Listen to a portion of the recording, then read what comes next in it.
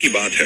अर्जुन ने श्री कृष्ण से विनम्रता पूर्वक पूछा, प्रभु, मुझे आज तक यह बात समझ नहीं आई कि दान तो मैं भी बहुत करता हूँ, फिर भी सभी लोग कर्ण को ही सबसे बड़ा दानी क्यों कहते हैं। यह सुनकर श्री कृष्ण मंद मुस्कान के साथ बोले, अर्जुन, आज मैं तुम्हारी यह जिज्ञासा अवश्य शांत करूंगा। इतना कहकर श्री कृष्ण अर्जुन को लेकर पास ही स्थित एक पर्वतीय स्थान पर गए। उन्होंने वहां खड़ी दो सामान्य पहाड़ियों को अपने दिव्य स्पर्श से सोने की बना दिया। फिर उन्होंने अर्जुन से कहा, इन दोनों सोने की पहाड़ियों का सारा सोना पास के गांव वालों में बांट दो।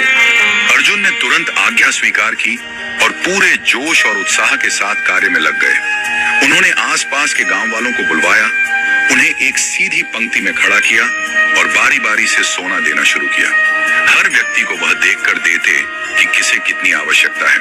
उन्होंने यह भी ध्यान रखा कि कोई बार बार आकर दोबारा न ले। गांव वाले अर्जुन की जय जयकार करते जा रहे थे। वह भी हर्षित थे कि उन्हें प्रभु के आदेश पर पुण्य करने का अवसर मिला। 2 दिन और 2 रात लगातार उन्होंने बिना विश्राम किए सोना बांटा, किंतु गांव के लोग फिर से लौट आते और पंक्ति में खड़े हो जाते। अर्जुन थकने लगे थे, उनके हाथ कांपने लगे थे। उन्होंने आश्चर्य से देखा कि जिन सोने की पहाड़ियों से वह सोना काट काट कर बांट रहे थे, उनके आकार में रत्ती भर भी कमी नहीं आई थी।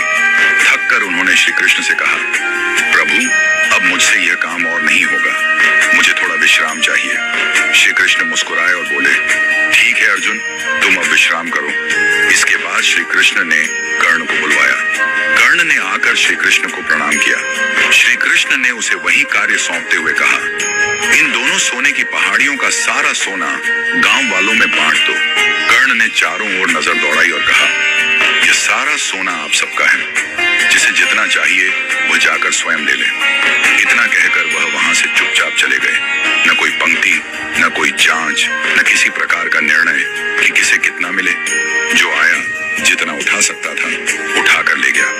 अर्जुन यह सब देख रहे थे। उन्हें अपने भीतर कुछ असहजता महसूस हुई।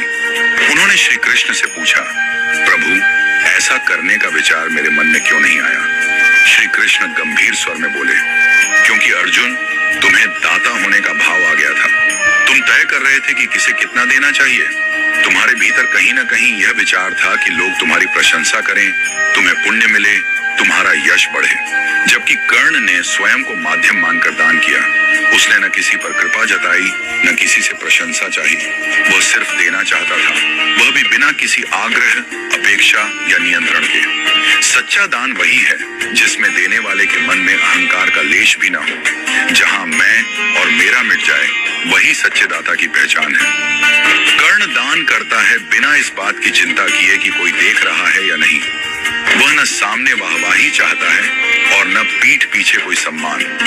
उसने दान को केवल एक कर्म माना है जो उसके जीवन का स्वभाव बन चुका है।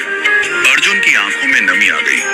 उसे एहसास हुआ कि सच्ची उदारता में मौन होता है और दान का असली मूल्य निस्वार्थता और विनम्रता में होता है।